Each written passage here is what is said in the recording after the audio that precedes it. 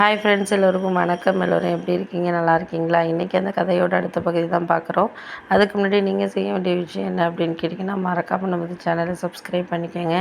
கீழே இருக்க பெல் பட்டனையும் கிளிக் பண்ணுங்கள். அப்போ தான் நான் போடக்கூடிய வீடியோக்கள் எல்லாமே உடனுக்குடனே உங்களுக்கு நோட்டிஃபிகேஷன் வரும். ஸோ மறக்காமல் சேனலை சப்ஸ்கிரைப் பண்ணிவிட்டு வீடியோ பாருங்கள் ஃப்ரெண்ட்ஸ். வாங்க நம்ம கதைக்குள்ளே போகலாம்.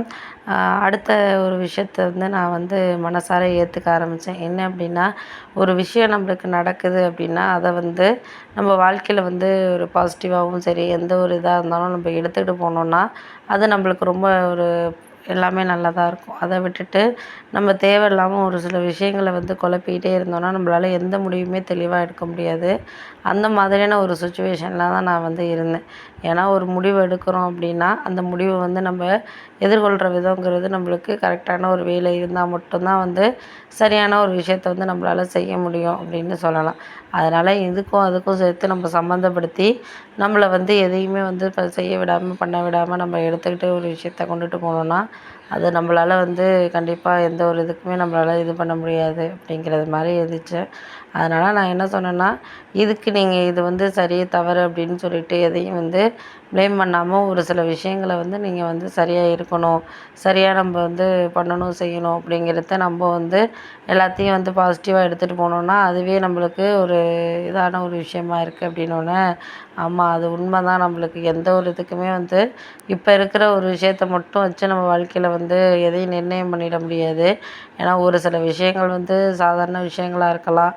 அதையும் தாண்டி நம்மளுக்கு எந்த இதுக்குமே இது கரெக்டு அது கரெக்டுன்ட்டு நம்ம அந்த நேரத்தில் யோசிக்காமல் செஞ்சிடறோம். ஆனால் போக போக தான் நம்மளுக்கு அதோட ஒரு உண்மையான நிலவரங்கிறது புரிய ஆரம்பிக்குது. ஏன்னா நம்ம நேரத்துக்கு நினைக்கிறோம் அப்படிங்கிறத தாண்டி நம்மளால் அதையும் இதையும் போட்டு நம்மளால் குழப்பிக்க முடியாது. சில விஷயங்கள் அப்படி தான் நம்ம வாழ்க்கையில் அப்படிங்கிற மாதிரி நான் யோசிச்சுட்டு இருந்தேன்.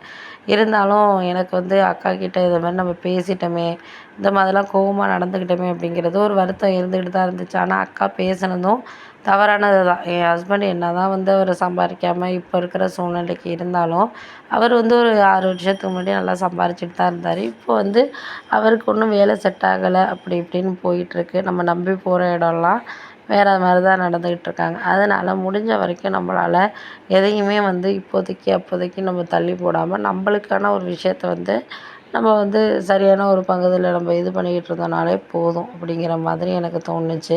அதனால் அதையும் இதையும் போட்டு நம்ம எதையும் நினச்சிக்கிட்டு மனசை போட்டு தேவையில்லாத குழப்பத்துக்கு ஆளாகாமல் இந்த நேரத்துக்கு இதை நம்ம செய்யணும், அதை செஞ்சோன்னா தான் நம்ம வாழ்க்கைங்கிறது ஒரு சந்தோஷமாக இருக்கும் அப்படின்னு நினச்சிக்கிட்டு நம்ம வாழ்க்கையை கடந்து போனோம்னா மட்டும்தான் அடுத்து வரக்கூடிய விஷயங்கள நம்ம ஈஸியாக ஹேண்டில் பண்ண முடியும் அப்படிங்கிறது எனக்கு புரிஞ்சிச்சு.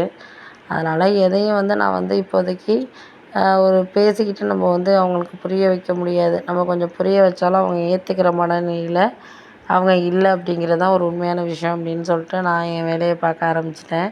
வேலைக்கு போக ஆரம்பித்து ஒரு 2, 3 நாள்லேயே பார்த்திங்கன்னா எனக்கு கொஞ்சம் ஓரளவு பாசிட்டிவான விஷயங்கள் தான் இருந்துச்சு. ஏன்னா அதுக்கு முன்னாடி நம்ம நடந்துக்கிட்ட விஷயத்துக்கும் இப்போக்கும் ஒரு சில விஷயங்கள் எனக்கு கொஞ்சம் நல்லா தான் இதாக இருந்துச்சு. அதுக்கு முன்னாடி கொஞ்சம் மனசு கொஞ்சம் இதாக இருந்தது.